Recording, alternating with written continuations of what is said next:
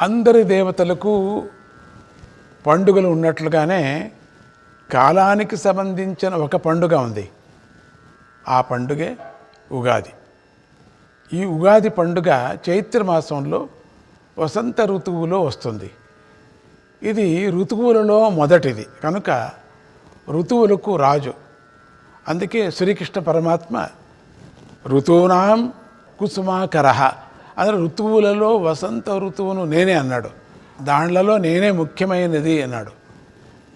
ఇది చాలా అందమైన ఋతువు. ఈ వసంత ఋతువుల్లో ప్రకృతి చైతన్యవంతంగా ఉంటుంది, శోభాయమానంగా ఉంటుంది, సకల జీవరాశులు సంతోషంగా ఉంటాయి, అందరూ సంతోషంగా ఉంటారు. ఇలా అందరూ అన్ని సంతోషమయంగా ఉన్న సమయంలో ఉగాది పండుగ వస్తుంది. ఇది వచ్చినప్పుడే తొలి మాసం ప్రారంభమవుతుంది.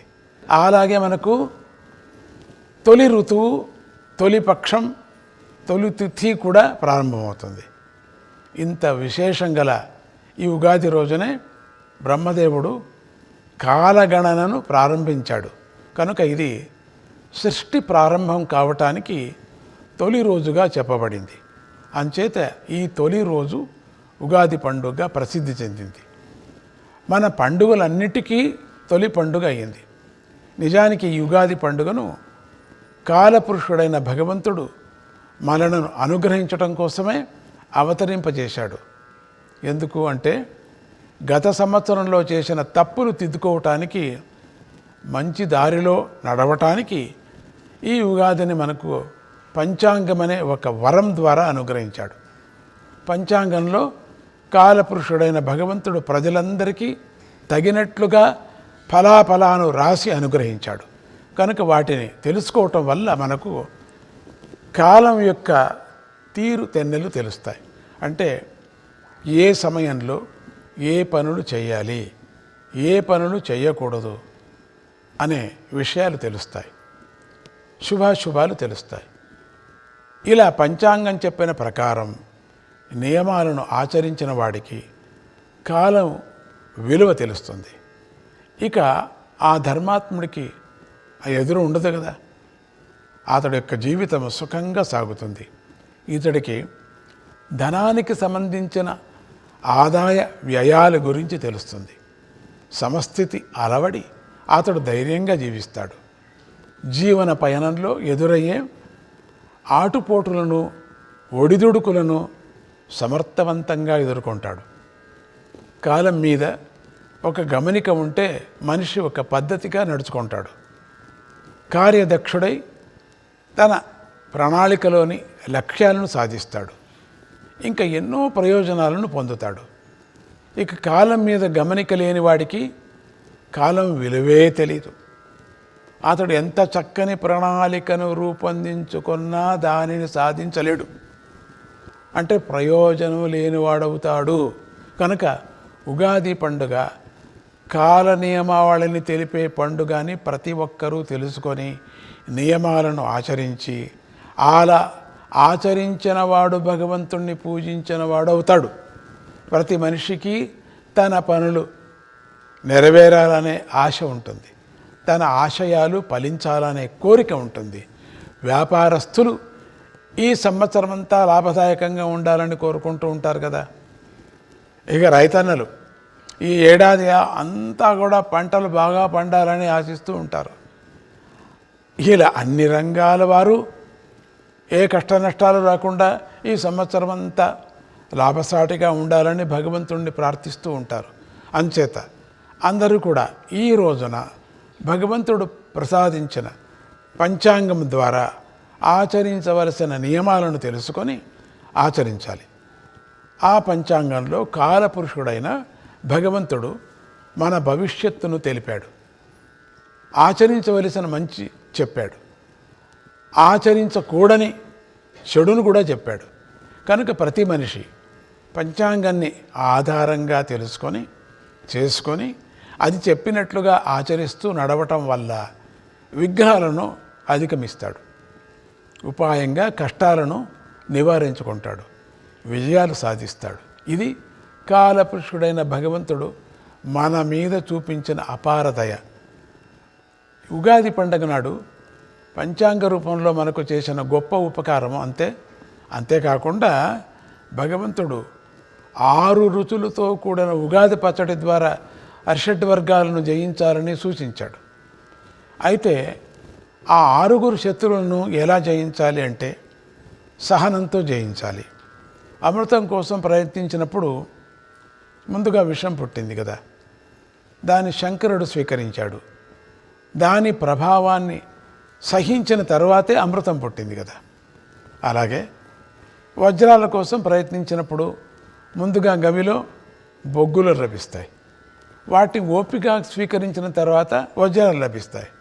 ముత్యాల కోసం సముద్రంలోకి దిగి ప్రయత్నిస్తే ముందుగా జలజంతువులు పెట్టే బాధలను సహించాలి, వాటి నుంచి తప్పించుకోవాలి. అలా ఓపిక వహించిన తర్వాతే ముత్యాలు దొరుకుతాయి. అదేవిధంగా సుఖం కావాలనుకున్నప్పుడు ముందుగా దుఃఖం లభిస్తుంది, కష్టం కలుగుతుంది. అప్పుడు దుఃఖాన్ని సహిస్తే అంటే తట్టుకుంటే తర్వాత సుఖం లభిస్తుంది.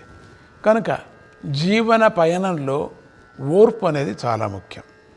అలాగే మంచి కృషి అనేది కూడా చాలా ముఖ్యం. కనుక ఈ రోజున ఉగాది పచ్చడి అన్ని రంగాల్లోనూ సహనంతో ఉండేటువంటి సమస్థితి లభిస్తుంది అని మనకు బోధిస్తుంది. తర్వాత పంచాంగం తెలిపే కాలనియమాలకి పద్ధతిగా శ్రద్ధగాను ఆచరించండి. దుఃఖం తొలగి కష్టం యొక్క తీవ్రత శమిస్తుంది.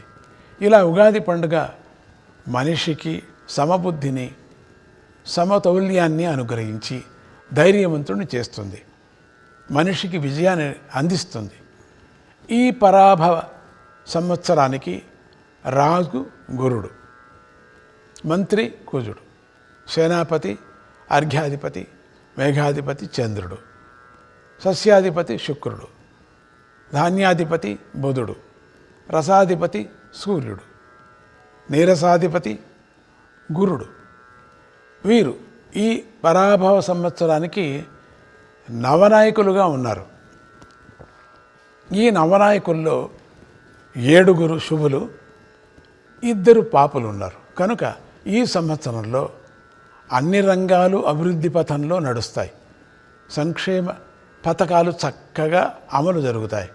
వర్షాలు కురుస్తాయి. ఋతుపవనాలు అనుకూలంగా ఉంటాయి. శత్రుభయం కలిగిన వెంటనే తొలగిపోతుంది. రోగాలు పెరిగినా నశిస్తాయి. కనుక ప్రతి ఒక్కరూ ధర్మాన్ని తప్పకుండా నీతి న్యాయాలతో జీవించాలి. అప్పుడే సమాజం అంతా సుఖంగా ఉంటుంది. భగవంతుని అనుగ్రహంతో అందరికీ శుభం కలుగుగాక అని ఆశీర్వదిస్తూ జై గురుదత్త, శ్రీ గురుదత్త.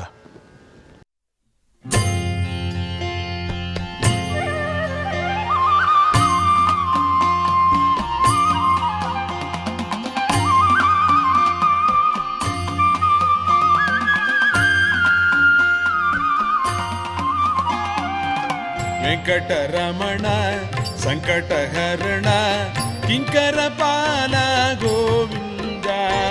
వెంకటరమణ సంకటహరణ కింకరపాల గోవింద. వెంకటరమణ సంకటహరణ కింకరపాల గోవింద. వెంకటరమణ సంకటహరణ కింకరపాల గోవింద.